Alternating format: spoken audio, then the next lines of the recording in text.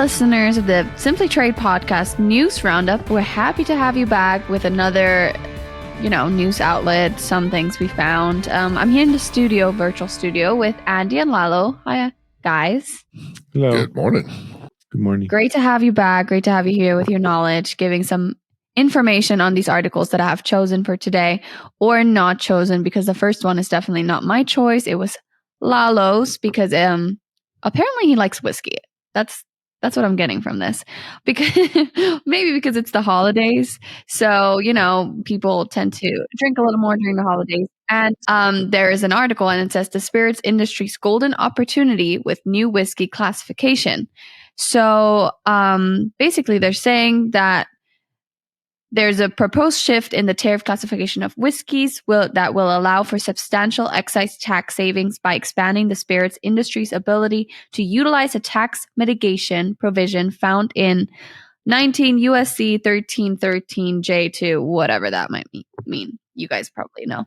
So, I just want to talk a little bit more. I mean, we do deal with classification. I think one of our courses, I'm sure it's country of origin or tariff classification. It's tariff classification, right? Yeah, it'll cross into a few of them. Yes. Okay. Yeah. Importing So well. I have heard that word, but let's get into it. Like, what does this mean for importers or exporters or anyone involving with whiskey, I guess? Real quick on this is, and let's go back first to saying that this article was put out by Alliance Drawback Services. That's a great group. Tony is one of the folks that's leading that effort, and it's a great article here. So here's what we're talking about. If you are in the beverage industry and all, this gives an opportunity for avoiding, taxes and lowering the amount of taxes that you're paying or whatever. There's some complexities to this, so I would highly recommend you seek out an expert in this. But the scenario here is where when you're importing goods, whiskey, bourbons, things of that nature from foreign locations, and then you turn around and you're selling whiskeys to other countries and all that, you have a duty drawback opportunity here. And with that, there is the substitution rule in it. So basically, there's some complexities with this, but folks, with this new proposal on the classification of foreign whiskeys versus U.S. manufactured whiskeys is a opportunity where you can improve your bottom line. That's what I'm looking at it. Yeah, and that's pretty much what I got out of it too. And the reason I like this article, again, it wasn't so much because I like whiskey, which I do, but it's more because of the lesson here to be learned. There's tariff, there's importing, and then of course exporting, but mostly importing and tariff things that you need to not worry about, but that you can take into account. Now, this law is pending or change. It's pending. It's not necessarily yet. It's in Congress right now. What they're saying is that if it goes through, then whiskeys from around the world can all be classified in the same tariff, whereas before they were not. And you couldn't substitute before, like Andy said. Well, now you can. I mean, I'm sorry, I shouldn't say now you can. If this goes through, the whiskey makers will be able to do that. Importers will be able to do that and take advantage of that substitution. More specifically, it's called the unused merchandise substitution drawback. So that just very specific. Unfortunately, this is only for whiskeys. They're not talking about other products or anything. But for right now. Yeah, or maybe even other, like if you produce like a shirt, a very, very basic example, a shirt, and you want to substitute for another shirt because it was made here in the U.S., etc. I mean, again, it's more specifically talking about spirits and whiskey in this case. So, and we're going to have the link to the article, but it's on LinkedIn, as I noticed there. So, the Alliance drawback folks, I'm telling you, it's worth your time if you are in this industry, thinking about getting into this industry or selling abroad, whatever, as far as any of the whiskeys. This is an article you really should take a look at. Yeah, that's why we chose it. Or Lalo chose it. So, okay, we're going to go into some 2024 stuff. Obviously, we're ending the year's ending. And there's an article by Maersk. Uh-huh. Maersk. Uh-huh. They should have like an E, like the one for the German, because an AE is like an E in German. But anyways, which talks about the 7 new regulations impacting European supply chains in 2024. By the way, don't want to make so much advertising here, but there is going to be a podcast episode with someone, Fiona, I don't know if I can say this, but and she's going to talk a lot about the European supply chains and compliance and stuff, which will be very interesting. But this one, so as we enter 2024, a wave of new regulations and directives in international trade and customs are set to take effect, and businesses must brace themselves for changes in compliance requirements. So that's super important, right? And as Global Training Center trains in compliance, I think we can talk about this here. So there's 7 regulations that it mentions. We won't go through all of them, but what is one that stands out to you guys where you would say, okay, this is really something a lot of businesses will have to look into? Or are they all like important? There's a few here that I see that they're talking about, and I mean, we've talked so much about the carbon, so I'm not going to say too much about that. There's also something called, and let me pull that up. It's called the combined nomenclature for the EU.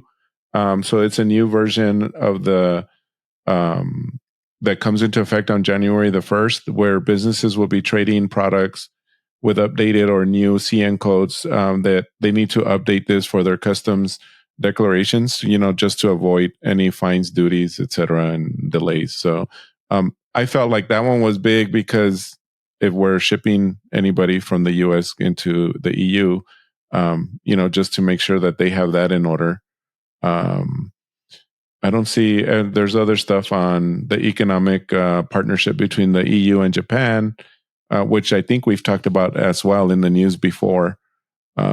So that's mostly what I see here that stood out. Again, aside from the other stuff that we've talked about before, like the carbon tax and all stuff like that. So, well, and with this, the scenario here where you've got basically the discussion here is that there are regulations that are going back and forth, but the whole point of this is that there is hopefully the stimulation for international trade.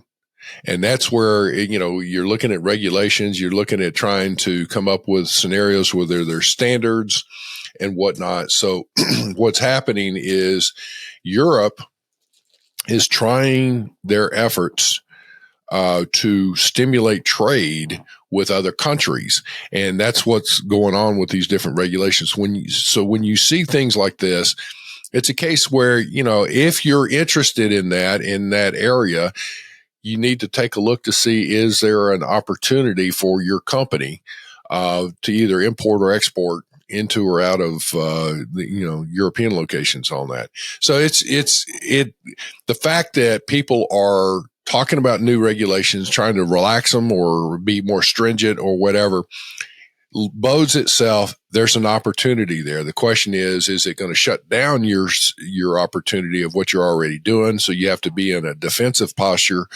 or is there an opportunity opening up and you create an offensive game plan to try and take advantage of that opportunity? Okay. Well, I think overall, every business has to, review the rules and the compliance, how it will change, right? That's why training is so important. Wow, I'm doing so much advertising today, but I promise you it wasn't scheduled. It's just coming because we talk about all this stuff and it's so important, right? It comes up every day. Anyways, last article we want to touch on is the updated ICC principles to further standardize sustainable trade and trade finance. So this article kind of highlights that there has been no consensus on the definition of sustainable trade or sustainable trade finance, making it difficult to assess if transactions adhere to sustainable practices. So what do you guys think of such efforts and new policies? Also, do you think that these will be followed, strictly? Because, we look at forced labor and it's still not completely, there is forced labor out there and it's not being caught every single day. So do you think these efforts will be followed in ways that, it'll just work out? Well, first off, let me say this. The International Chamber of Commerce, or ICC, that they have a committee in there, getting people together to talk about this, is a positive aspect to try and come up with a set standard. The issue that we've had comments on this before, where I have issues with this. This trying to become carbon neutral and all that, it sounds good, but in my personal opinion, I think most of what is out there is hogwash. It's a scenario here where the governments, in this particular case, it's, the European Union here, are putting forth, as we had said in the past, they've implemented a carbon tax. So if your goods are imported into Europe and they look at it, there's some group that is now arbitrarily coming out and saying, whoever's manufacturing that has adhered to green manufacturing initiatives or not adhered to green initiatives, and has then been able to come up with some type of carbon tax.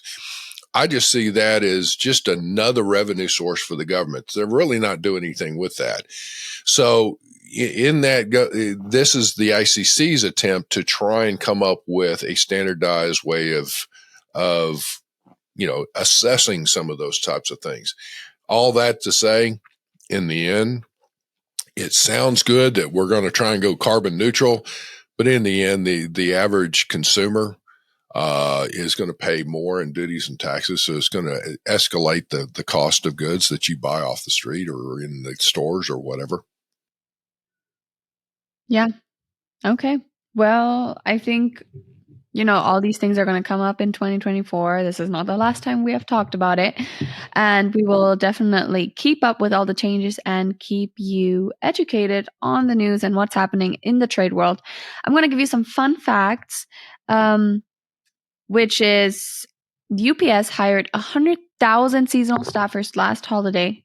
Though I don't know if this is accurate because it doesn't give me a date on when this article was written, but I'm pretty sure it's somewhat recent. So that's a lot. And then FedEx hired around 55,000 holiday team members. So you can see the difference. Wow, that's crazy. And what else is there? Did I say that USPS is predicting a 19.6 increase in returns this year? Oh, that's terrible. That's terrible for the consumer and for the workers. So, well, and that's something to take a note of in your e-commerce sales and things of that nature.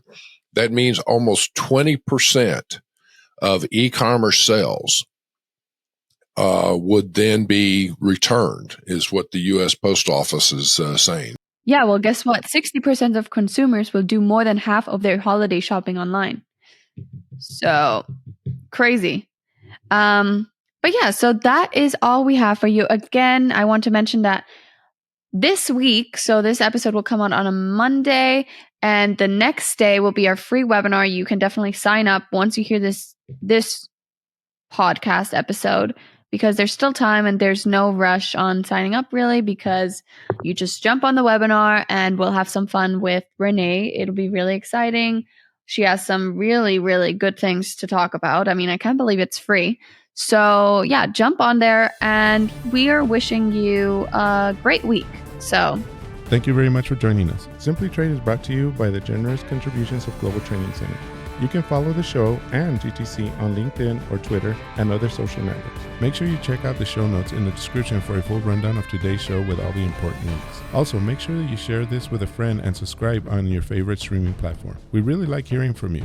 If you enjoyed the show, make sure to rate and review wherever you listen to this podcast. If you or someone you know would like to be a guest on the show or would like to sponsor Simply Trade or suggest any topic you would like for us to discuss, please contact us via email at simplytrade@globaltrainingcenter.com, or you can DM us on Twitter at simplytradepod. Thank you again for the privilege of your time. Happy trading. Simply Trade is not a law firm or an advisor. The topics and discussions conducted by Simply Trade hosts and guests should not be considered and is not intended to substitute legal advice. You should seek appropriate counsel for your own situations. These conversations and information are directed towards listeners in the United States for informational, educational, and entertainment purposes only and should not be substituted for legal advice. No listener or viewer of this podcast should act or refrain from acting on the basis of information on this podcast without first seeking legal advice from counsel. Information on this podcast may not be up to date depending on the time of publishing and the time of viewership. The content of this posting is provided as is. No representations are made that the content is error-free. The views expressed in or through